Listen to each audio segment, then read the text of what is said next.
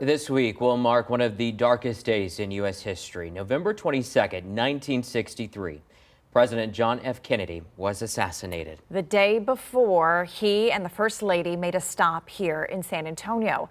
Deborah Knapp takes us back to that day and shows the impact it had on one of San Antonio's leaders' life.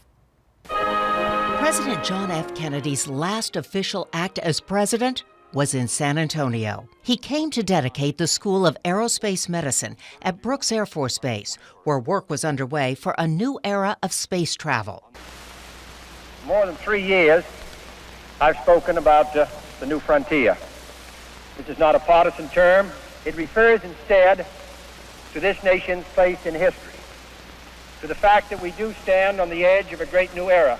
Less than 24 hours later, the president would be dead. On this day, crowds arrived early at San Antonio International Airport just to catch a glimpse of the president and First Lady Jackie. Right behind Kennedy, stepping off Air Force One, newly elected Congressman Henry B. Gonzalez. The president and First Lady left the airport in a convertible with Governor John Conley and his wife. The streets were packed. We got a good look at him. He waved at us. School students turned out by the hundreds to see the nation's first Catholic president. Among them, Central Catholic senior and future San Antonio mayor and HUD secretary Henry Cisneros. They took the entire student body, the 4 blocks over to Broadway, to stand along Broadway and wait for the presidential motorcade.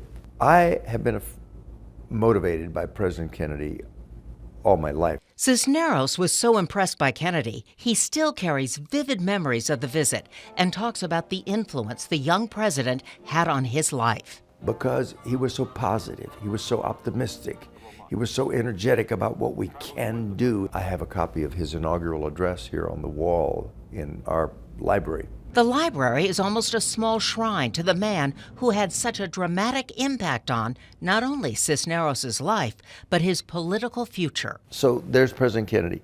That bust I got when I was in graduate school. I couldn't afford it, but I got it anyway.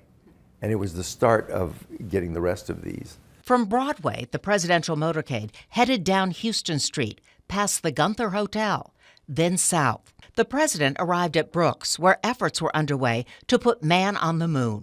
I've come to Texas today to salute an outstanding group of pioneers.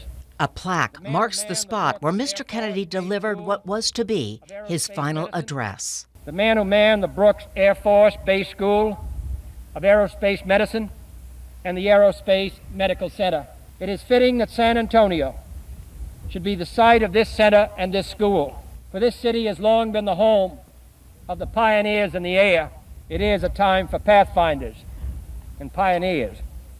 This nation has tossed its cap over the wall of space, and we have no choice but to follow it.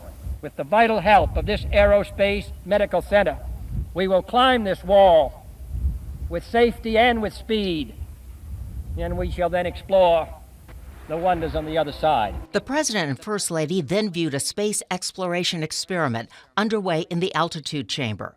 From there, he went to Kelly Air Force Base. The next day, President Kennedy was assassinated. I think we're lucky that he came here on his last full day on Earth. We're lucky in the sense that we did get to see him, and we saw him in the last moments of his life.